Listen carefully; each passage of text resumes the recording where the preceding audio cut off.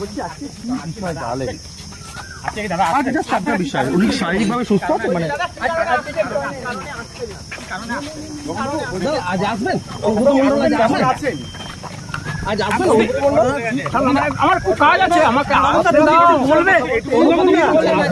তুমি বললে একটু দাঁড়িয়ে যাও, একটু দাঁড়িয়ে যাও। তুমি কি বলবে না? তো আপনি তো জানান গতকালের থেকে পুলিশের একটা মামলা হয়েছে এবং যে মামলাতে অনুব্রত মণ্ডলকে অভিযুক্ত হিসেবে চিহ্নিত করে অসুস্থ। অনুব্রত মণ্ডল অসুস্থ, তিনি আজ আসছেন না, বেড রেস্টে আসছেন না, আসছেন না, আসবেন না তিনি? আপনাকে সেটা পুলিশকে জানালেন? আপনাকে সেটা পুলিশকে জানালেন? আজ আসবেন না তিনি? হ্যাঁ, তিনি আজ আসবেন।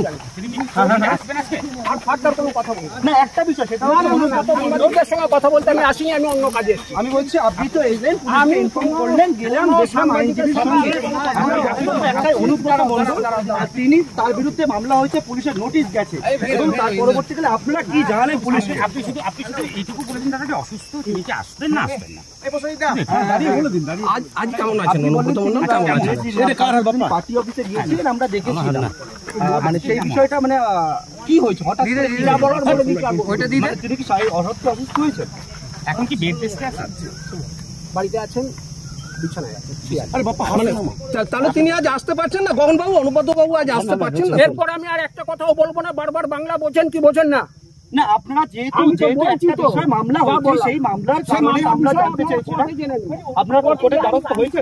অনুব্রত মণ্ডল পুলিশের কাছে জেনে নিন।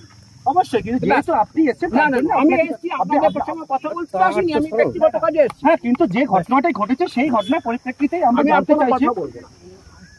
না, পার্টি কি জানতে দলের উপরে অনুব্রত মণ্ডলের ভরে না, আমি দল যা বলবে তাই মানে অনুগত সৈনিক, মমতা বন্দ্যোপাধ্যায়ের অনুগত সৈনিক। আমার বক্তব্য এআই এর মাধ্যমে পিছিয়ে রাখ না ক্যামেরা, দলকে জানাননি, মানে এআই এর জন্য ক্ষমা চাইতে হলো? দল যা তদন্ত করার, না, আমি বলছি এআই এর জন্য অনুব্রত মণ্ডল ক্ষমা চাইতে হলো? দল যা নির্দেশ দেবে তাই মানে দল বলেছে, যা বলেছে করে। দল ক্ষমা চাইতে বলেছিল না ক্ষমা চাইতে, মানে সেটা এআই এর জন্য হলো? যা হোক, যা দল বলবে তার বাইরে পড়বে না। অনুব্রত মণ্ডল দলের অনুগত সৈনিক, মমতা বন্দ্যোপাধ্যায়ের সৈনিক, তিনি যা দল নির্দেশ করে তার বাইরে কিন্তু থানার আইসি যে ভয়ঙ্কর অভিযোগ করলেন, সেটা সরকার দেখবে, তিনি প্রশাসন দেখবে।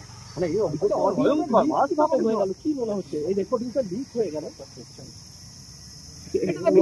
থাকতে পারে, দলের একাংশ যুক্ত থাকতে পারে, কে যুক্ত আছে তদন্ত না হলে বলা যাবে।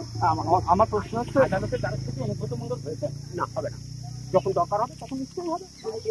মানে এই যে এআই অডিও আপনি যেটা বললেন, মানে এটা কি বিজেপি বলছেন? বললাম তো দুবার। গগনদা,